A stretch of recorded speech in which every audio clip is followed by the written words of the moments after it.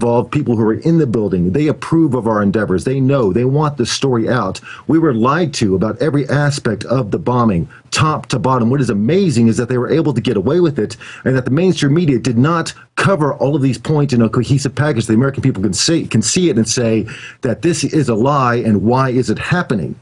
This can all be erased, all our doubts erased by releasing the security videotapes that surround the Murrah building that showed exactly what happened, who drove that truck, what exactly happened at the building. 16 years later, they say they don't have them, or they're lost, or that the tapes they have released, they're all having their tapes changed at the same time, 9:02 a.m., which is ridiculous. The official story and its excuses are very implausible. And if once the American people see this, they'll come to understand the true nature of terrorism and question everything that their government says from now on.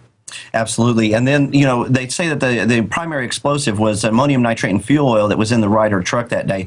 We've got eyewitness testimony from the survivors of that building. I mean, who are you going to believe? The people that were actually there, or the people that are trying to push the official story? They said that the building was coming down 8 to 10 seconds before the truck bomb went off. They thought it was an earthquake. They had enough time to get under their desk before the glass blew in. According to the FEMA report, that blast wave from the truck was moving at 1,300 feet per second. The story just doesn't hold water, according to the people that were actually there.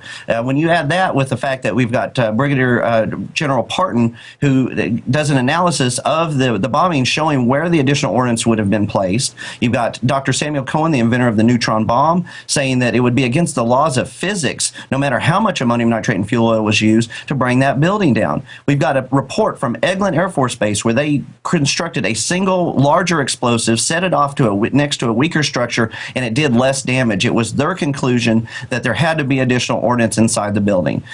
We've got Officer Terrence Shakey, real hero that day, saved 8 people's lives, but he was on the scene within minutes. One of the hallmarks of an ammonium nitrate and fuel oil bomb is a nitric gas cloud. Be it in Ireland, be it 41 years ago at Sterling Hall, where the ammonium nitrate bomb was set off, the first 26 responders were hospitalized from the inhalation of nitric gas. That did not happen, and Terry Yakey saving people from the building that day within minutes proves that there was no nitric gas cloud. All right, I want to add a key piece of evidence here, and Holland, you started to get into it. Not one, not two, but 3 different high-level FBI agents, including Larry Potts, the deputy director, head of counterterrorism, said he was in Dallas, took a Southwest Airlines flight. Even mainstream media said there were no flights going in that day at that time. Then he said, I drove. This is a guy caught like in a movie. I did this, I did that. Hotel receipts of him the day before, which people need to look into because he'd been seen. So right there, we know they're on the ground. It fits into what McVeigh and others had said. They needed to go after the states' rights movement that was centered around Oklahoma. They needed to demonize the growing militia movement.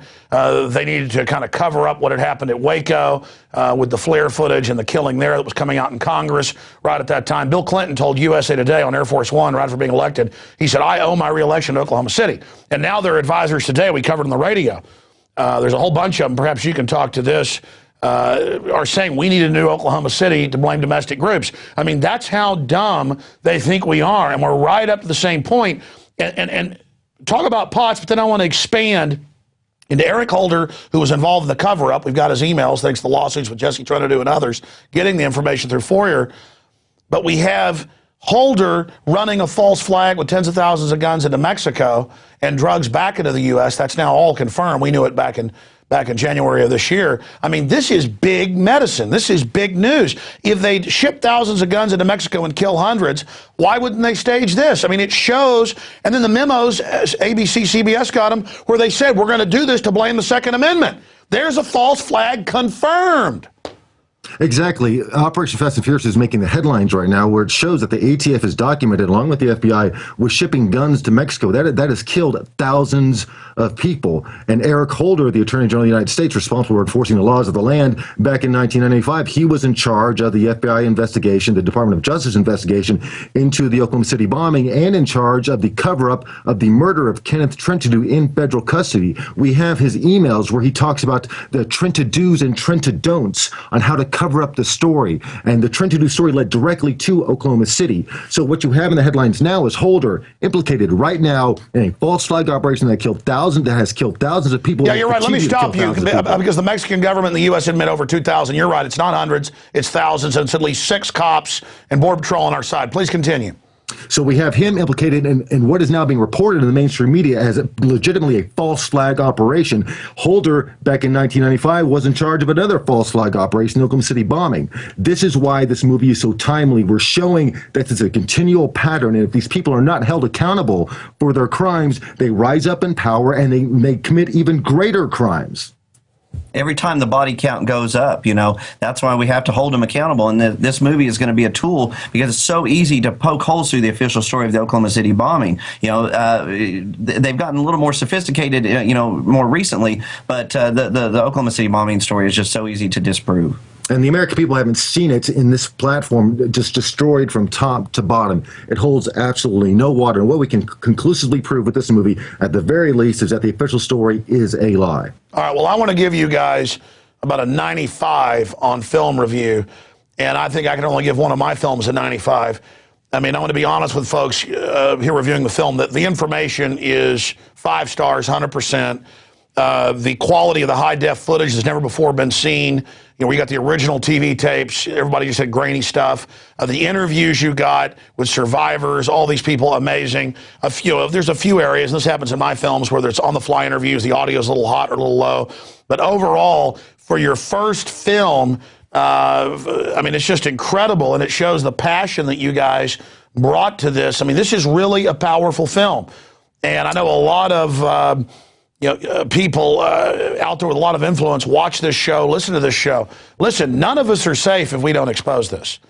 So I mean, I just want to say people should get the film. I mean, it's not going to film festivals. It's not going through that whole route. It's right to the public, and it's up to the people for a noble lie to have the effect it should. I mean, if this got seen 35 million times for free online, I know soon it's going to come out online, like Obama deception has had, imagine how this would hurt the globalists, because their secret weapon is false flag. It is their go-to zeitgeist. We got to take that weapon away from them. Exactly, and what this movie does is it shows the methodology of state-sponsored terror. At the time of the Oklahoma City bombing, there was a patriot movement in this country. People were talking about a restoration of the Constitution, the expansion of the police-state powers. They were resisting the anti-terrorism legislation that was trying to be passed. After the Oklahoma City bombing, it completely silenced anybody that opposed the globalization agenda. Even to this day, if you oppose the expansion of government power, you're a McVeigh. They love to throw that term out. And then about the time the Patriot movement started to get renewed, we had 9/11, same pattern. It shows Oklahoma City was a precursor to 9/11. I mean, after the event, the Patriot Act passed. Everybody was begging, to have their freedoms taken away. Prior to 9/11, they never would have accepted it. And now we have a new Patriot movement moving in this country, and exposing these events is going to take away their false flag power, because, I mean, just like Kurt Haskell, where, I mean, he said that he wanted to make sure that the underwear bomber case was exposed because he knew there was something wrong with 9/11. This shows that people in this movement are having an effect, and we are taking the tools away from the New World Order and not allowing them to murder people and ride our ashes to their own political ends. Holland, let's get more into your list there from your research, because you guys are there in Oklahoma. Some members of your team over a decade just obsessed with this, because you should be. It's a mass murder, and the government did it. My God, this is incredible. And it's incredible how they've used it, undoubtedly, to take our liberties and write public memos about how wonderful it was. That's their total arrogance at us, because they know the public's naive. It's time to stop being children and admit this. Let's go over some more of the nasty people who were red-handed there, part of the operation. I mean, you've got the governor's brother. What about him publishing a book before the thing where a Tom McVeigh is part of the secret circle or whatever and blows it up? I mean, this is incredible. Some of these facts are just so amazing that they would even pass the plausibility test in a fiction story. We have the brother of the Oklahoma governor at the time of the bombing, Frank Keating, his brother Martin Keating, who is a self-admitted insider in military intelligence, writes a book called Final Jihad. According to the publisher, this book was written in 1992. This is about the time, mind you, that McVeigh was being recruited for secret government activities out of the Army, according to his own admission. Martin Keating writes a book called Final Jihad, which features a character named Ted McVeigh, who tries to bomb a federal building in Oklahoma City, a plot that is foiled by a state trooper. Now we take that fiction, that so-called fiction, we look at the reality that was presented to us the day of the bombing, is that McVeigh gets arrested after the bombing in Oklahoma by a state trooper. Now, this obviously is not a coincidence, and then no one can defend that. Obviously, there was inside knowledge on the part of the governor's office. We have talked to people who have traced a call from the governor's office to Walter Reed Army Hospital. By the way, let me stop you. It did come, they wrote it in 92, came out in like 94. And what's weird is after I made a big deal about this like 8 years ago on Wikipedia and on, but I own a copy. There's one here in the office. I just happened to mention this as a factoid. Because so I have the one published in 94. They come back out with it and say original publishing date 1996. I mean, that shows again what they're doing. It's so amazing that even on Amazon they changed the date.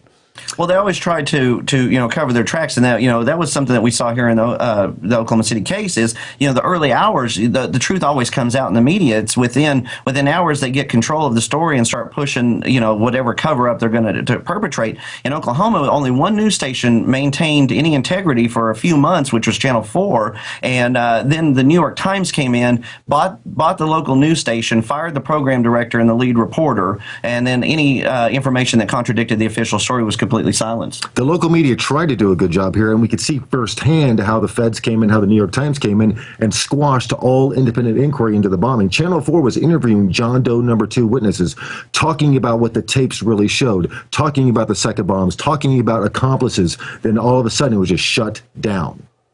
And let's expand on that. Well, Channel 4 started basically the original inquiry into the bombing. The first questions raised were why the office of the Bureau of Alcohol, Tobacco, and Firearms in the building was empty. The ATF, which had started the Branch Davidian raid 2 years before to the day, was the supposed target of the attack, but their office is empty. One of the men who responded to the bombing, who was trying to look for his wife, he talked to an ATF agent who told him that they had been paged, notified by their pagers to not come into work that day. Well, that's right. And Terrence Yakey and some of the doctors involved said within a minute after it happened, they were in full gear demanding, patch me up. I was up in there. And they're like, no, you weren't. Terrence Yakey and Dr. Plumley were asking questions about when they showed up, why there were certain federal officials there on site.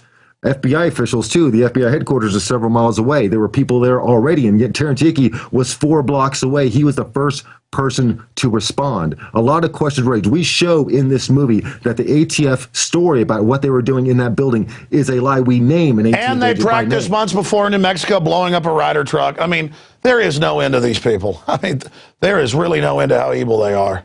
My God, it is just unspeakably